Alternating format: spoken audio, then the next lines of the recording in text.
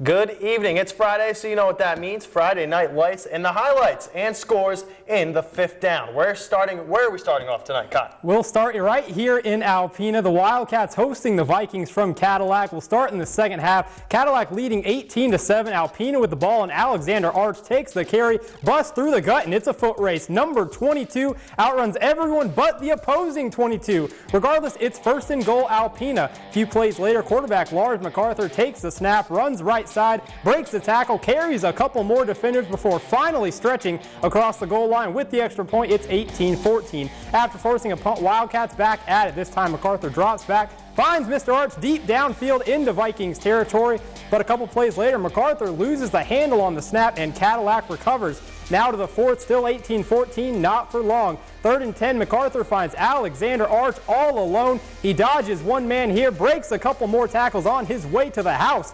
Wildcats lead 21-18 after the extra point. Next Vikings drive would stall. They attempt a field goal to tie, and Gavin Daniels shanks it to the left. It's no good, and Alpena remains in front. The Vikings would get one more chance. 4th and goal from the 20. Quarterback Ethan Baker heaves it to the end zone. Tyler Barzewski comes down with it, but the refs say he's out of bounds. The Wildcats get their second win on the season and first in front of the home faithful, 21-18. The only undefeated team remaining in the North Star League is the Alcona Tigers, and they were trying to keep it that way against the Tawas Braves. In Tawas' first quarter, the Braves D came out strong. Jacob Crum takes down Alex Stevenson in the first drive of the game for the Tigers, but that didn't stop him. Alcona methodically moving the ball downfield. Brock Franklin totes the rock 11 yards. It moves the chains and sets up a 1-yard touchdown by Stevenson. Tigers go for 2 and convert, put themselves up 8-0. Still in the first, Tigers have the ball on the 14, and Jack Hutchinson makes a cutback move across the field. He has one man to beat. He gives him the stiffy and glides into the end zone. Alcona goes up 14-0. And it's not a real Alcona highlight if we don't show this man getting in the end zone. Brock Franklin finds pay dirt from 10 yards out. He would get the 2-point conversion and put his squad up 22-0. And from then, the Tigers' rushing game takes over. Jack Hutchinson would get in for a second score, and Alcona improves to 4-0 with the 50-0 win in Tawas. A couple 2-1 teams, the Hillman Tigers hosting the Hurons from Rogers City. Hurons' first drive already in 4th and long. Quarterback Caleb Karsten rolls out right side. He finds his big tight end Alex Hinka, but the Tigers stop him well short of a first down, and the offense takes over. 2 plays into their first drive, quarterback Dylan Stanky fakes the handoff, takes it left side, a couple of jukes, back and forth he goes. Then he showcases the speed down the sideline. No one catches him, and the Tigers go up 6-0. Hurons back on offense, but the Hillman defense too strong. The senior Brent Kenyon with a beautiful hit on running back Josh Bellaire. That's a gain of only 1. Now another 4th down. Carson fakes the handoff, takes it left side, but a great tackle is made near the sideline by Jordan Mushler, and the Hurons take it over on downs. Next Hurons drive, same situation. 4th down, Karsten drops back. He's looking for Alex Altman downfield, but the ball would skip off the turf. That's incomplete, and the Tigers take over yet again. Tigers defense too strong all night, and they improved to 3-1 on the season. The final 22-6. Next is some 8-man football action. Posen was in Bellaire, looking to improve their record to 4-0 on the season.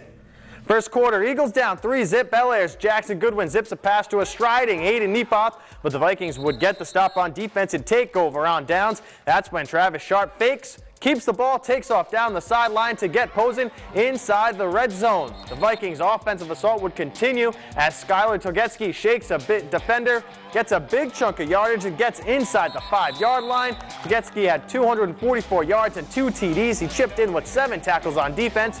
Sharp had 102 yards on the ground with 1 rushing score and an interception on defense. Levi Romo had 2 catches, both for touchdowns, totaling 65 yards, and Posen would roll 42-12. They are the only undefeated team in the Bridge Alliance Conference and look to improve to 2-0 in the conference next week against the Pickford Panthers.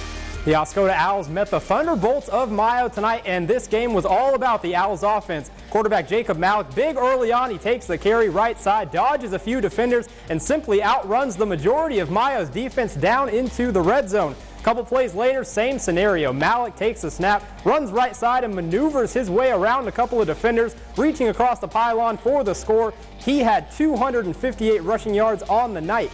The Owls also got a big performance out of running back David Alexander. Here he takes the carry up the gut and goes nearly untouched. to the end zone. He had 4 touchdowns in total on the night. The Owls put up 664 yards of offense on the night, and they go on to win this one 54-30. Now go to Joburg, where the Cardinals band was in action at the half and hoping their team could keep their undefeated season in the Ski Valley Conference going. The Cardinals' knee was ferocious against Gaylord St. Mary all night, gang tackling anytime the Snowbirds tried to muster some yards on the ground. Didn't matter what side Gaylord tried to run, the Redbirds were having none of it. They would shut out the Snowbirds in this one. And on offensive side, Brandon Huff did his part. Hooks up with Aiden Nickert to get the Cards inside the red zone. Then the ground game took care of business. No one knows it until he crosses the goal line, but Ethan May would sneak into the end zone for 6. No need to go for 2. They'll kick the extra point and get it because Joburg had a 54-point lead. They would control the clock and the game in the second half. They win 54-0. Up next week, a big test for the Cardinals in a battle of the undefeateds as they host Ski Valley Conference rival St. Ignace next Friday.